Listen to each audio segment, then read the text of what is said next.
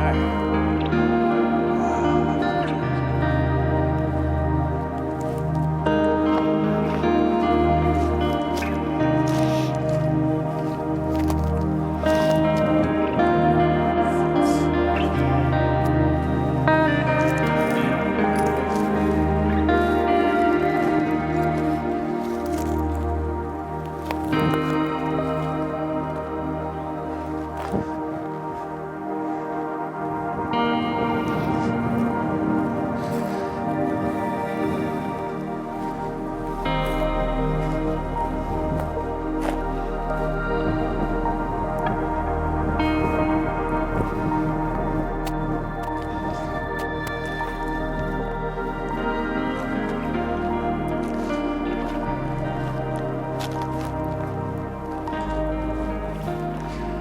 Oh yeah, what a little beauty this is.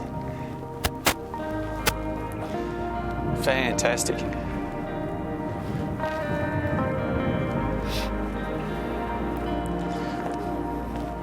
Okay guys, well here we are again out in the middle of nowhere, and don't I just love being out here. You know, it's so great to see you guys again, and it's the beginning of a new year and I just can't wait to get out under the stars. So here we are. I found this little old hut which is out in the paddock. I've had my eye on it for a little while now, and I'm here tonight to shoot it. And I've got a couple of other ideas as well. I've got the tracker over there at the back of the car, and I'm going to get that out later, and we'll see if we can get something happening there. But just for the moment, I'm going to hook the Z6 up, the Nikon Z6, with the 20mm f1.8 lens and see what I can come up with here. So let's get on with it.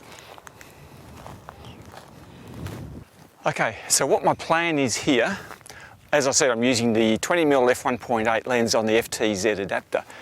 And I'm sitting the camera down close to the ground, so I've got that angle on the building. I've got Orion up there in the eastern sky, and there's a nice tree line down there, and there's some beautiful tree stumps around here. I don't think you can probably see them in this light, but yeah, there's some really awesome tree fallen over tree logs here, and I think they'll look pretty good when I light them up in the foreground. So what I'll be doing is my standard practice. I'll take one shot for the background, which will be at f2.8, 15-second exposure and ISO 3200 for that shot, focused on infinity on the sky.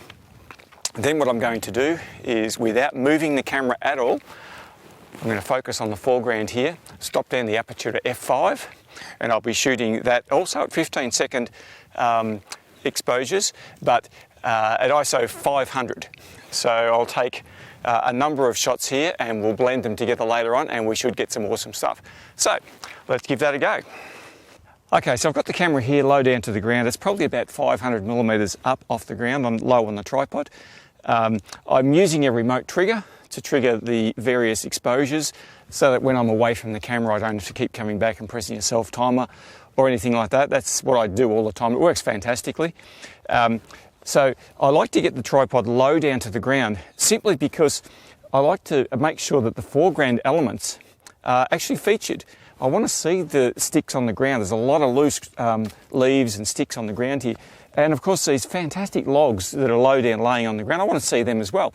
And of course, having the camera down low means that I'm facing a little bit more up into the sky.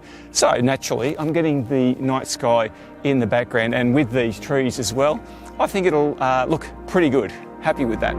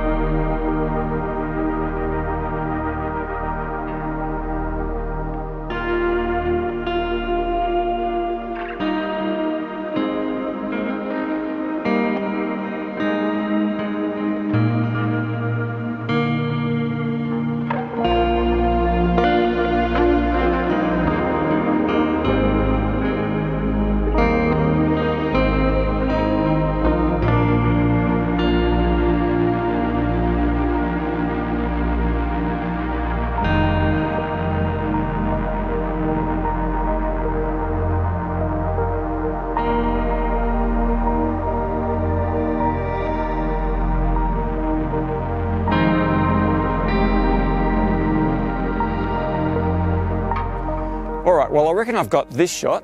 I'm going to move over now to the star tracker and see what I can get out of that tonight. So come on, let's go.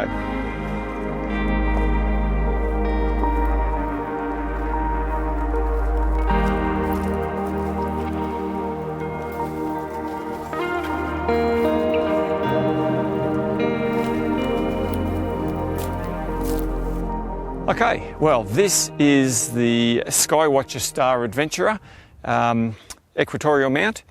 And I've got it set up on this really solid tripod, which is an old video tripod I used many years ago, doing a lot of video work, and of course it's really, really solid. The other thing that I know you're going to ask me about is how do I polar align this thing? And you know, I don't have any secret formulas or secret methods. In fact, I've got a pretty rough method of polar aligning, and I'll try and show you how I do that right now. Because of course I'm in the southern hemisphere, there's no pole star, so I've just got to sort of wing it some other way.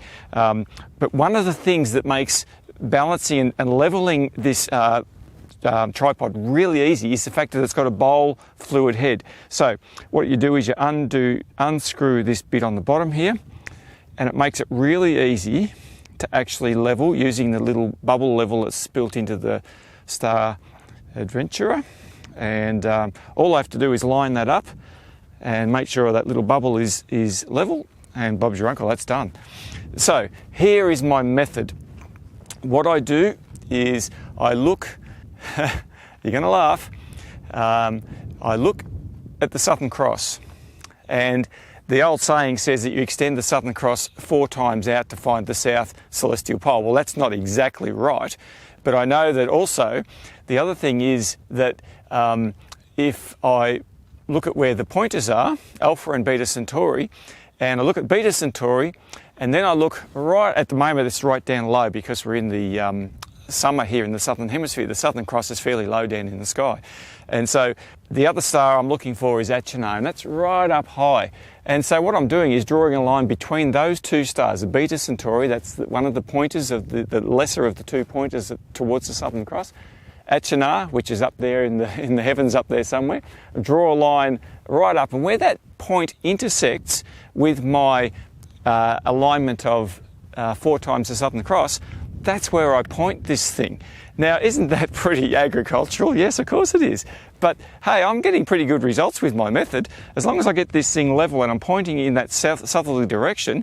And then, of course, I make sure I set the latitude here to what my latitude here is where I'm shooting. It's I think 36.9, so it's close enough to 37 degrees south. So that's what I'm doing, and so I'm doing that right now, and we're going to take some shots, so bear with me.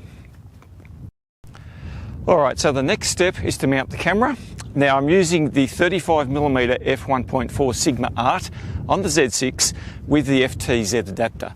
I've got a Manfrotto ball plate here, which I use on all my tripods, and a ball head mounted here on the front of the tracking mount. So all I do, now you loosen off this clutch here so that you can actually roughly set that where you want it to go.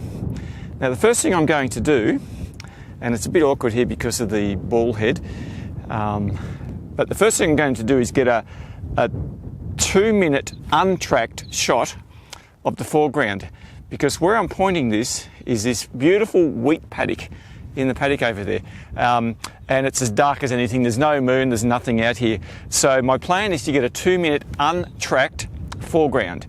Then I'm going to turn the tracker on and let the camera do its work, take 1-minute exposure. So let's do that. Okay, I'm happy with that shot. That'll look fantastic. So all I have to do now is leave the camera exactly where it is, because it's already lined up, and turn on the tracker. So we're just going to do that now. Now, it's moving, it's following the stars. What I'm going to do now is take a number of shots. In fact, I'm going to take 8 1-minute shots. Now, to do that, I need an intervalometer of some sort, or a remote shutter release. I'm just using this really basic, generic remote shutter release. And what I'm going to do is, there's a couple of ways I can do it. I can just push that shutter until and leave it open and count to 60 seconds. I can program it in, doesn't matter. Either way, I'm just going to take those shots now. I'm going to take 8 in a row, 1 minute exposures. So here we go.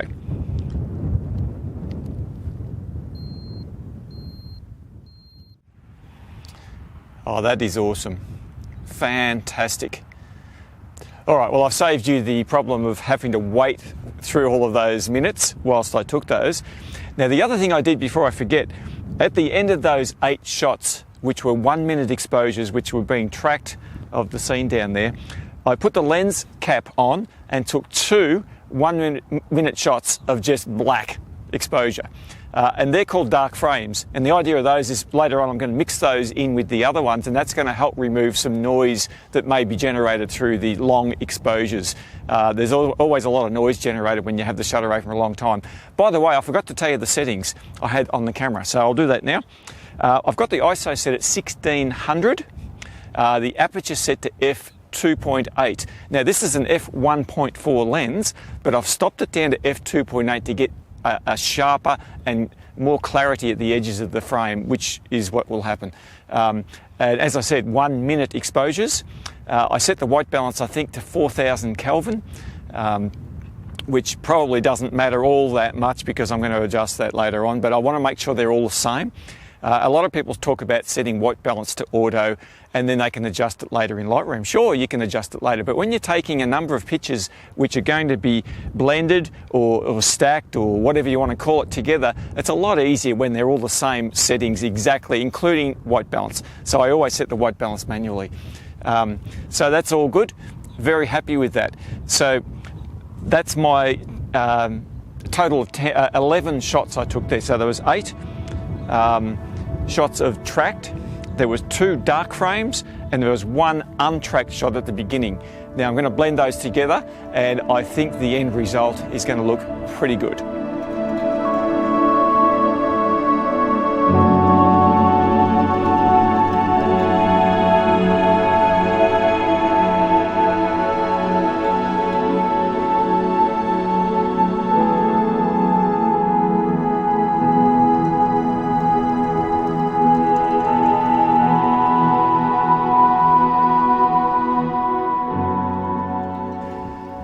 Now the reality is that the concept of tracking the stars is a very, very simple concept. The problem is we run into areas of difficulty because of our lack of ability, I guess, to get a nice, firm, solid tripod and to be able to mount the tracker so that it is actually exactly in the right place to follow the stars.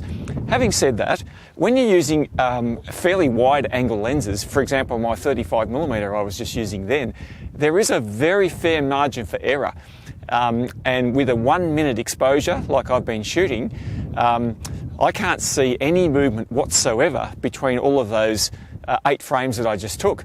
Now, I lined that up. You heard me say how I lined it up. It was a very, very rough method, and yet I can't see any movement at all. Now, when I stack them later on, I'll find out if there's any movement or whatever, but I'm pretty confident that it'll be okay. So it comes down to user error, I guess. The better we operate our equipment, the better we understand how it works, and the solid mounting. It's a very, very important part of the procedure.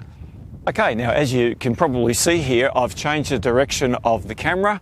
The tracker's still pointing exactly the way it was before, to due south, but now I've turned around and I've actually lined up the Orion constellation. So, and what I'm just in the procedure of doing now is exactly the same thing that I did before, although this time, because it's up high in the sky, I'm not including any foreground untracked shot. So I've just got the tracker turned on, it's still turned on, and it's following the stars. So all my setup and my mucking around with intervalometers or remote controls or whatever doesn't make any difference because it's still tracking. It's still going to be there. So all I've done is I've lined it up. Now I've got exactly the same settings. ISO 1600, 1 minute exposures at f2.8. And so all I have to do is make sure my focus is right. So I've spent a fair bit of time on focus, and away I go. So here we go. We'll do the same thing we just did before. Let's go.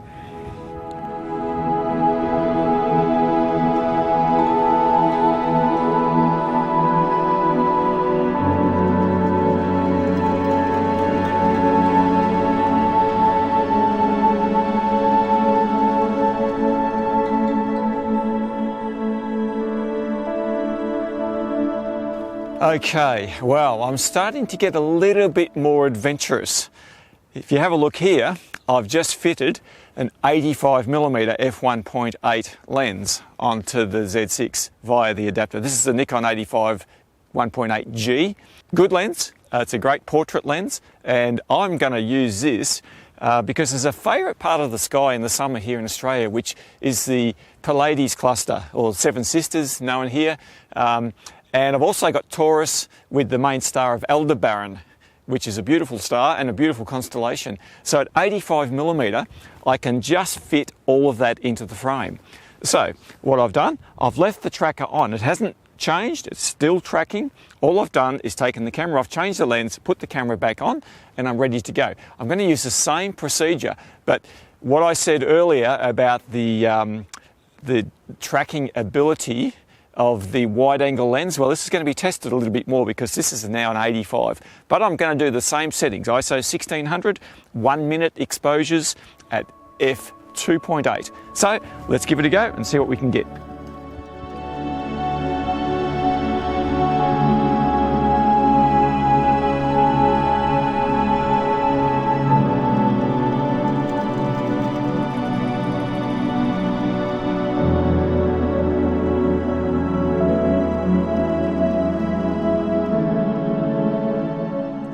Okay, well, as you can see, I'm absolutely wrapped with how all of those images have turned out.